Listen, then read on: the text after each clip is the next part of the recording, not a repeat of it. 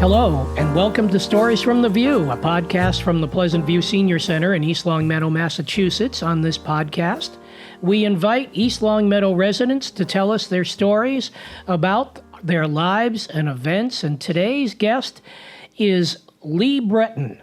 He was an employee of American Saw in East Longmeadow for 48 years and known as the Hackman.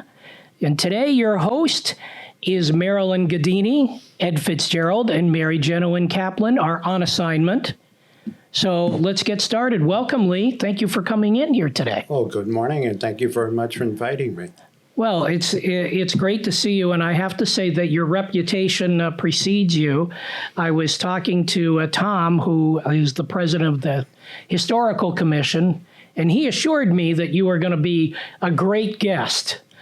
So I guess that this is going to be the test about whether you really are the great guest. So what can you tell me about yourself?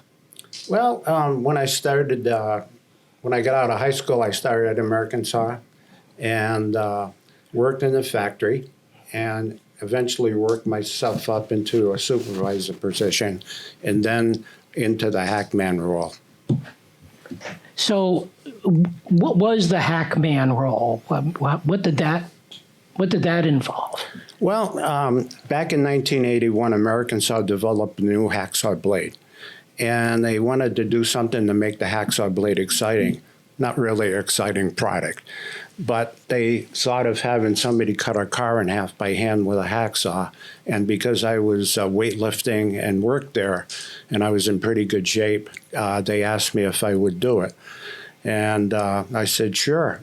But then I started thinking, oh my goodness, what did I get myself into? But in February, in the back of the company, they had a new addition, and we did the cutting that day. And what they did to get the employees involved is they had all of the employees try to guess the time how long it was going to take me. And the winner won $100. But what they did after that is they had a promotion about the hacksaw blades, and that caused a lot of excitement out in the field with end users on our products. So you were cutting cars in half with a hand? By hand with a hacksaw. Now, it requires two people, me, the cutter, and another person to spread the metal because you can only cut so far and then you hit the frame of the hacksaw. Right. So I always had somebody assisting me either with a sledgehammer or some kind of equipment to bend the metal out of the way. So the timing of that first car was the overall time, and that took me 26 minutes and 6 seconds.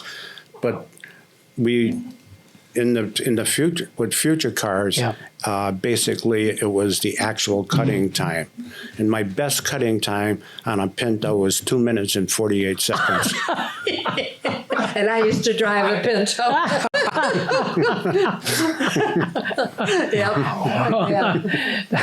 Well, I was thinking the 26 minutes was pretty amazing, but yeah, 2 minutes, okay. And so eventually you ended up in this, it looks like a comic book, basically, is what it looks like. And Lee has brought a couple. Did you get pictures of the comic? Yeah, okay. So can you talk a little bit about that? And then we'll get to your questions, Marilyn. Sure. I'm just fascinated by this whole thing here. The reason for the comic books was to train professional end users on our products and the best way to use them. And they developed 7 comic books with different products. And to get end users to read them, there was a postcard in there with 5 questions pertaining to the information in that comic book. So they would answer the questions and send a postcard back into the company. And then at the end of the promotion, a name was drawn, and whoever it was won a pickup truck. Wow. I would have sent a card. That's a huge prize. Yeah. Wow. Okay. And so you were there for 48 years. So when did you leave? You said you started in what, 62? 62, and I left there in 2010. Okay. So I've been retired for 13 years. Yeah. Ask Lee what he started, his beginning salary was. Oh, okay. Well, go ahead because you were on microphone there, Marilyn. Okay. A whopping $1.25 an hour. Yeah. Right. I believe it. But yeah, then yeah. gas was 26 cents a gallon. Sure. Too. Yeah. Okay. So the reason that Marilyn is here is because she's a neighbor. Yes. And you've known Lee for how many years? Probably 37 years, 36, 37 years. We've lived across the street from each other. And every time I'd walk down the street, Lee used to have a life-size cutout of himself in his garage. But he's a great neighbor, a great person, my German Shepherd's best friend. And Lee not only cuts cars in half, what else have you cut in half, Lee? Well, I cut a tanker truck, an airplane. I've cut in a railroad boxcar, a house, armored car, a passenger bus. I did that at Super Bowl 33. And then after I retired, there was a promotion, what you can cut with one blade. So I cut 8 cars with one blade.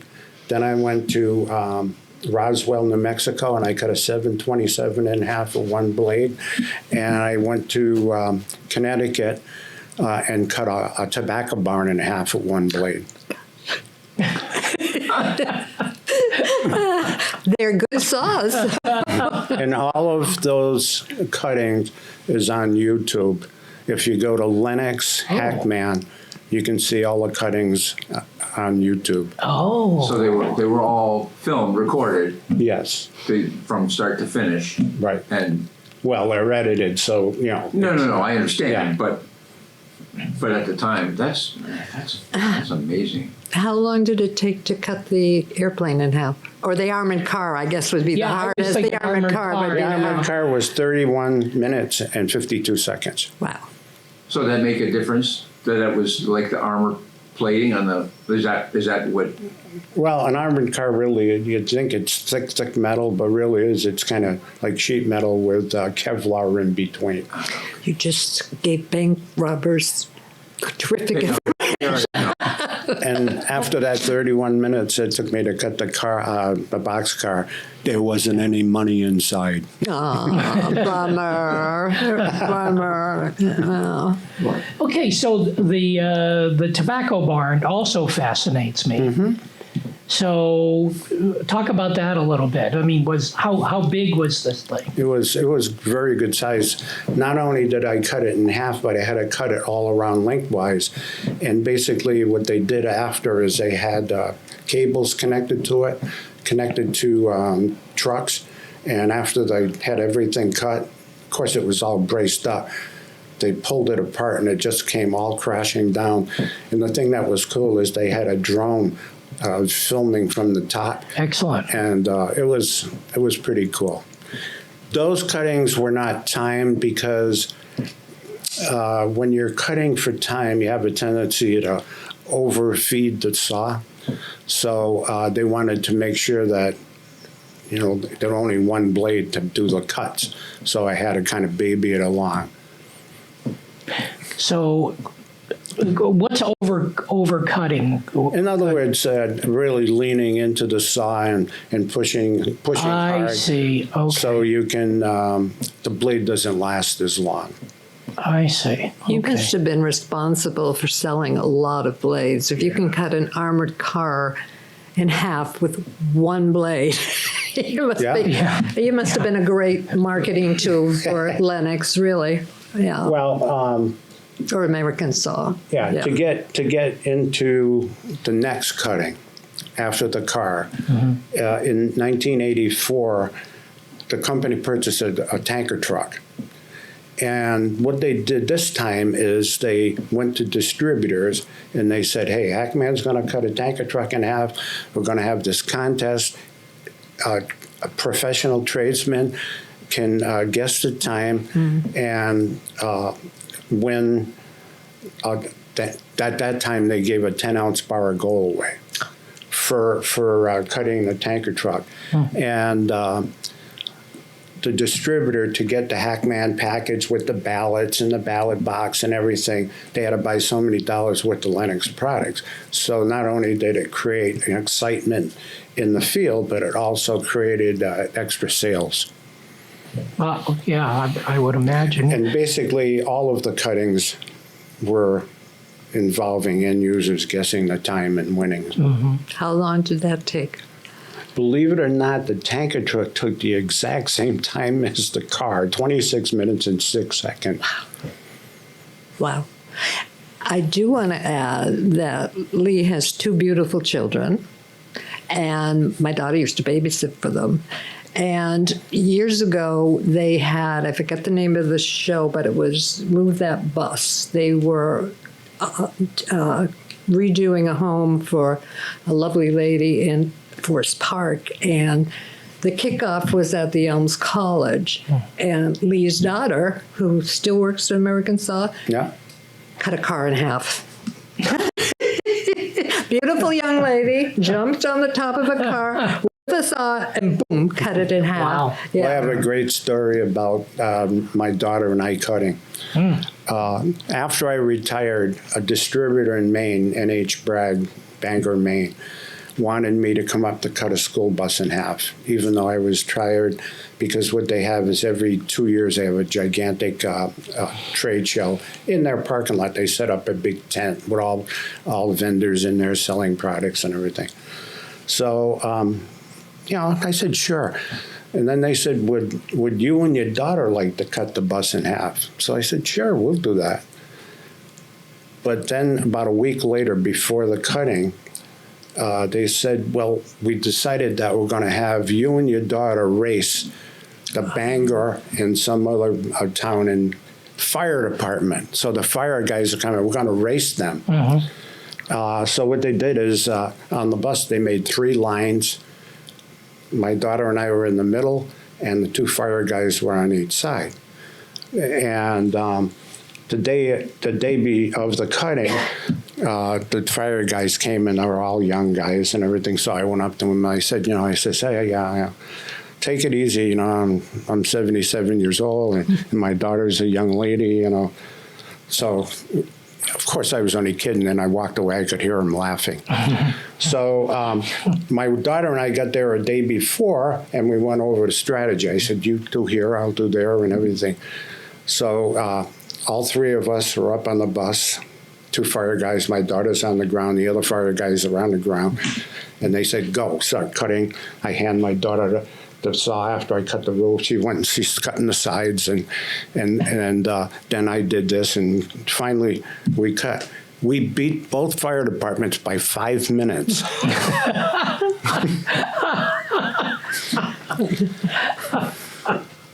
So we went and celebrated that night and had a good meal at Bangor. I love it. Have they changed that saw at all, or is it still the same blade? No, what they did is they're making the blades curved now. And the reason for that is when you're cutting with a reciprocating machine, if you rock the blade back and forth, it cuts faster. So what the company did is they curved the blades so it simulates that rocking when you're cutting, so the blades last longer and they cut faster. Is it the same blade, though? They just curved it? Yeah. Yeah. The same bimetal and all that. Yeah. And so talk about, you created the first bimetal blade, you said. Right. So we did have bimetal bandsaws, and we had bimetal hacksaw blades. And what bimetal is that the back of the blade is made of a string steel, and the teeth are made of high-speed steel. And we have electron beam welders that weld those 2 steels together. And then they put the teeth in and then harden the blade. So now you've got a blade that's flexible, but it's got real hard teeth. So Jim Davis, who was the president of the company, had a gentleman, a plumber, in his bathroom in his office, and Jim was sitting at his desk, and the plumber was in there, and he had to cut a pipe. And he'd stop, and he'd swear a little bit under his breath. So Jim went in and said, what's going on? He says, well, these blades, you bend them and you twist them, and they break. Because back then, the wood cutting blades were made of carbon steel, and if you hit a nail, it burned the teeth out. And the blades for cutting metal were solid high-speed steel. Well, if you bent them, they'd snap. Yeah. So Jim said, give me one of those blades. He called me down to his office because at the time I was in charge of all the hand tool production. And he said, Lee, he said, can we make one of these blades out of bimetal material? I said, well, let me see what I can do. So I went out in the factory and I found some bandsaw stock that was the same thickness and the same teeth. And what I did, but the bandsaw was a lot wider. So what I did is I took a magic marker and I traced the blade out and I ground it out by hand, and I had a reset machine. I kept getting it to fit. So I brought it out to Jim. Jim gave it to the plumber. The plumber used it. He said, my goodness, that is the best blade I've ever used. I can't break it. So what we did is we sent people all over the country doing research. Come to find out, reciprocating blades were really growing in the industry. So what we did is we made the commitment to build the machinery to develop bimetal blades. So we were the first company to introduce bimetal blades. Unfortunately, we didn't patent it. I was going to ask that. So then everybody, and what we did is we started painting the blades white. And people said, white blades? But end users were going on, hey, give me one of those white blades, give me those white blades, because they knew they were the best. Then everybody started painting their blades white. Oh. So, Sounds like Shark Tank. Do you have a patent? No. You're going to get ripped off. so Wow. Yeah. that's how the bimetal reset, and I'm proud to say that I made the first one ever. Yeah, isn't that amazing? The technical I skill. didn't know that. You know, yeah, Congratulations. that goes Thank you. into so much. Yeah, yeah. That's Do you have really it. residuals? No. I Yeah, yeah, it doesn't work that way all the time. So one of the major cuttings, I did some major cuttings. One of the major cuttings was back in 1987, I cut a railroad boxcar in half. And the company bought a railroad boxcar.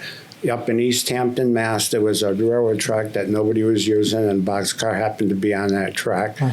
So I did that cutting, and that day, it was in August, it was about 98 degrees, and it was like 98% humidity. It was brutal, but let's see, 1 hour and 14 minutes to cut the railroad boxcar in half. So are all these things, like you were saying, this is all on YouTube? All what? All these cutting demonstrations that you did, they're all on YouTube? Yes. Wow. Yeah. And then no idea. another cutting I did that was pretty cool is I cut a Greyhound bus in half, but I cut it lengthwise, and that was my idea, right? You know, it's like, Is that the one? yeah, Yeah. kind of a crazy idea to cut it lengthwise, but I did.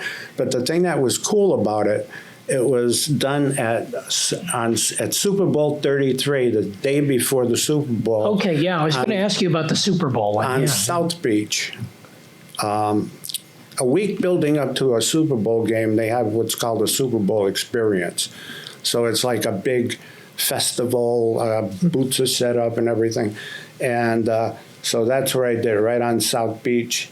And they had a hydraulic system inside keeping it all together, so it was finished. But the thing that was cool is Jerome Bennis, who is, he played on the Pittsburgh Steelers. His nickname was the Bus. Oh. And he was okay. there. So the funny part was, it's like I'm cutting it, and it was a long cut. It took me an hour and 25 minutes because it was a long way. But I had about 5 minutes to go, and some guy taps me on the shoulder. He says, hey, give the saw to Jerome. Let him finish it. I said, no way. I started this thing. I'm finishing it. And you know what he said to me? Jerome Bennett, he said, that's right. You're the Hackman, I'm the Bus. So that was cool. So I have a picture of me and him in front of the bus. Wow. So, Pretty cool. and then one time I went to one of my trips. I left on a Saturday. I went to Tel Aviv, Israel, and I cut a car there. And then on Wednesday morning, I flew to St. Petersburg, Russia, did a trade show there, and then cut a car in Russia, and those were done by hand. Wow. So I've been all over the world. It just amazes me with just a hacksaw. Not the bus. Yeah, no, but I mean. But I've cutting by hand cars. I've done at least 200 cars. Yeah. Wow. And I cut a car in half on my 60th birthday at a trade show, and it only took me like 4 minutes. And Pintos were my favorite. Yeah. There you go, Marilyn. I know. I had a 1973 Pinto hatchback that I rusted. I think I bought it for like $3,000, brand new. Yeah. Mm-hmm. And I had it for 3 years, put 33,000 miles on it, and sold it for $3,000. So Wow. So that worked out good. Yeah. worked out well, yeah. I think I've known Lee for so many years, and I never knew his whole story. I never knew you were in Russia, and I never knew a lot of that. But I've got to say, between helping to invent the saw and all your promotions, that you did a heck of a lot for American Saw and Lenox, really, to promote it. Yeah. And I'm the proud owner of one of your comic books, and I forgot to bring my Hackman lunchbox with a thermos. Oh, there's a lunch. There's a lunchbox. Yeah, they had a lunchbox, and they put the whole saw kits in the Hackman lunchbox. So it was, Yeah. this guy Yeah. on the lunchbox. And I've had it for years, and I can't throw it out. I look at it and go, Throw that out. I don't know what I'm going to do with it, but I can't throw it out. I want one. Yeah. Wow. Yeah. But back in 2000, American Saw was purchased by Newell Rubbermaid. Mm-hmm. Newell Rubbermaid really is focused on marketing. Mm-hmm. And, so that took my level to a higher level, because they wanted me to do all kinds of cuttings and everything. And I traveled all over the world. Before I retired, they had the Hackman World Tour. So I got all the countries I went to. Yeah, please. So, I went to England, and I cut a double-decker bus in half. That took me 15 minutes. No way. Yeah. And these are all with the saw reciprocating. Reciprocating saw, right. And then I went to Germany. I've been to Germany several times. Vancouver. I cut a Zamboni in half. That was in Ottawa, Canada. It was at the arena where the Ottawa Senators play, and I did it outside. But the thing that was cool about that, Ottawa Senators are related to a hospital for kids that have cancer.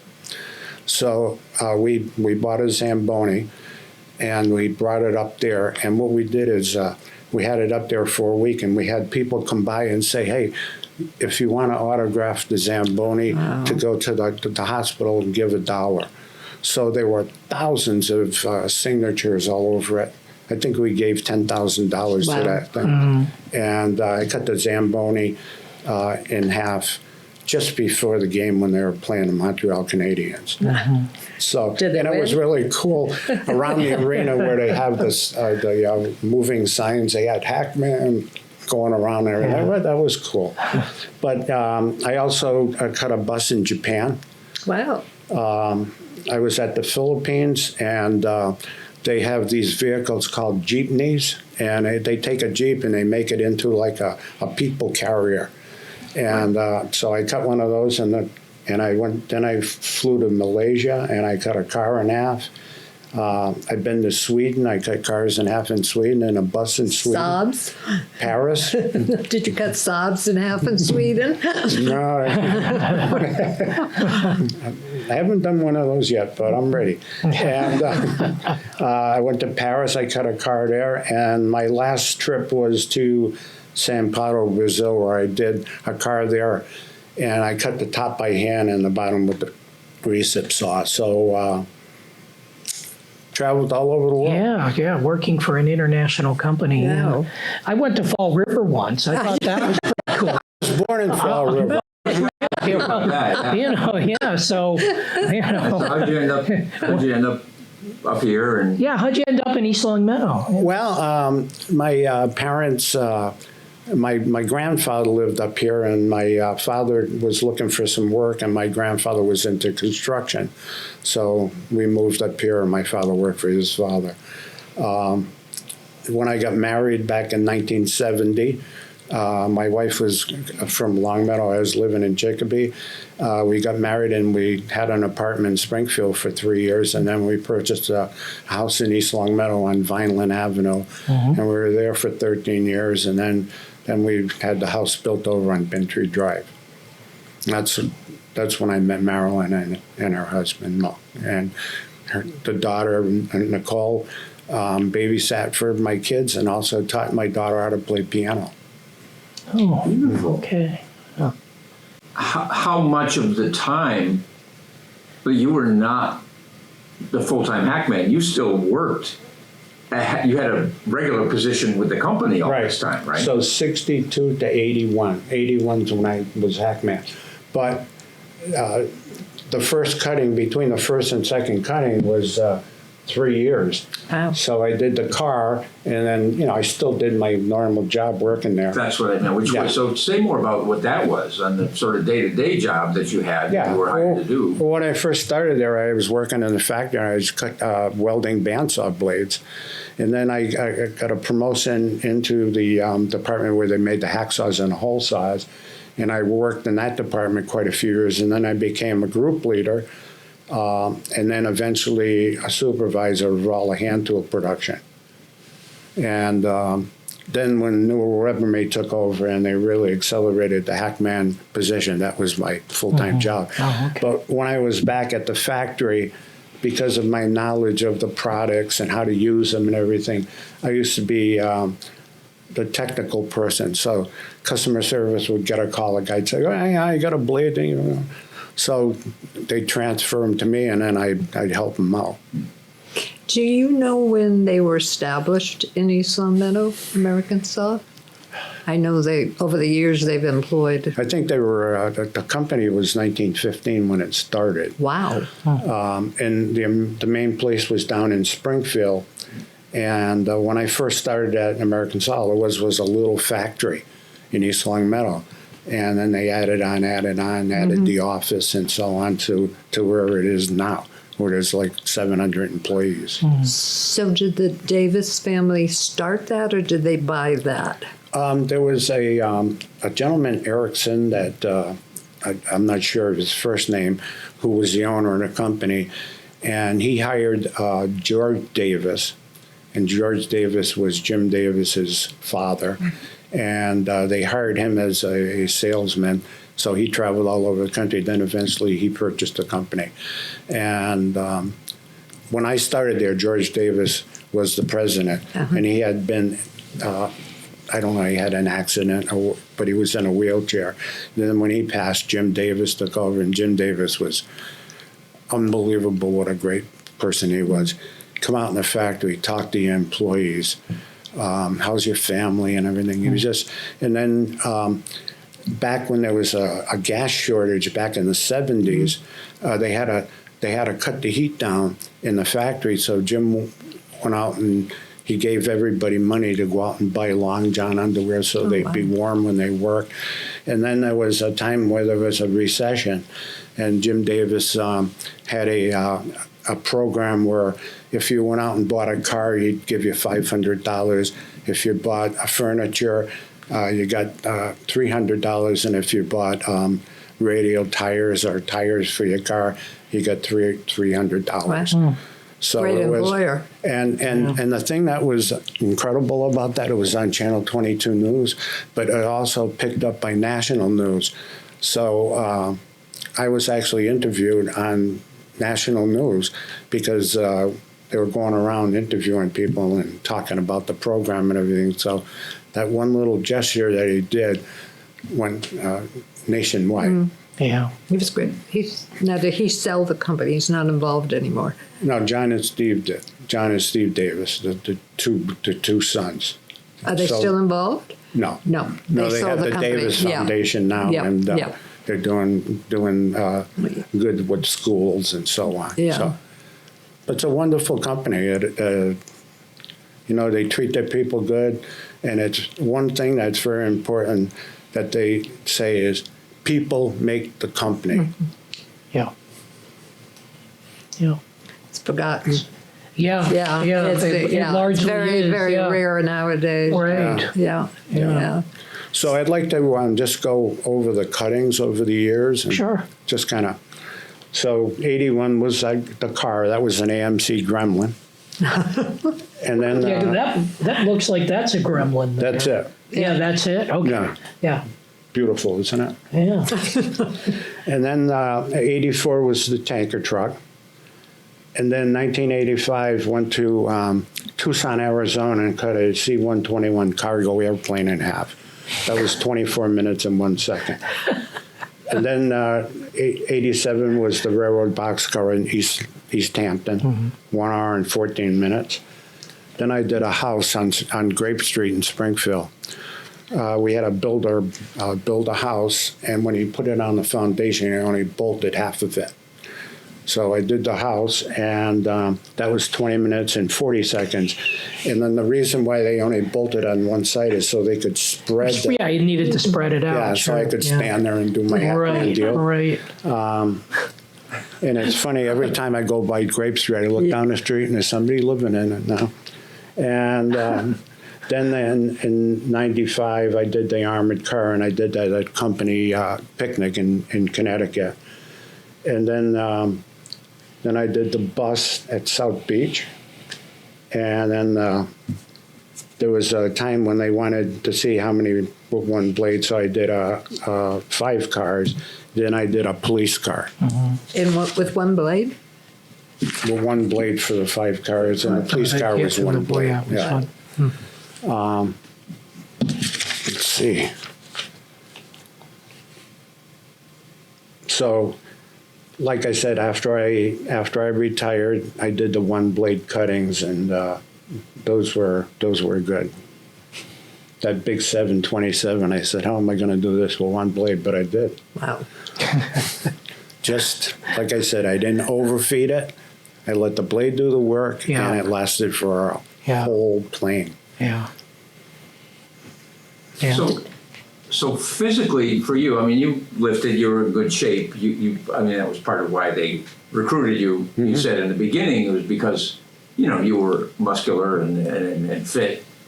But how taxing was it for you to do those speed cuts, right? Like you're trying for time. Like, did you ever felt like did you feel like you ever risked injury, or I mean, how strenuous was it to do that at that speed? Perched up, like I assume you're on the roof of a bus. Well, I think because of the lifting I've done, and I can honestly say that when I did the bus, the lengthwise, it was like my hands were shaking for a week, Yeah. because there's a lot of vibration there. Yeah. And I got about 3/4 through it, and my boss was there, and he, hey, how you doing? I said, I had a crazy idea to do this the long way. But, it is, when you do the long cuts, though, it is. I can Yeah. imagine your hands, yeah. But I've always been physical. I used to do a lot of bicycle riding, and over the years I had done many 100-milers. And then back in 1973, I belonged to the Cyclonauts in Springfield, and we did a 200-miler. So I rode a bicycle for 200 miles in 15 hours. And it was a tough ride because it went from Springfield up to Keene, New Hampshire, from Keene over to Milford, New Hampshire, and then back through Sterling and Barre, Mass. And Wow. all was hills and Hills, hills. yeah. and Yeah, hills. So I've always been physical. I still work out every day now, and I ride a bicycle down the basement, or if it's a nice day, I got a bicycle now, I ride outside. But I could never do 100 miles now. I can't even do 100 miles in my car. Was the 200 miles for charity or just? No, just for fun? part of the, yeah. Yeah, yeah. We left at 3 o'clock in the morning. I got back at 5 in the afternoon. So Crazy. always been physical and healthy. right. Not only physical, but healthy. Yeah. Right. Yeah. Does Kelly still do any cutting or? Not much anymore because the company kind of now they're part of Black & Decker, so they kind of shied away from that kind of stuff. But Kelly she did quite a few cars.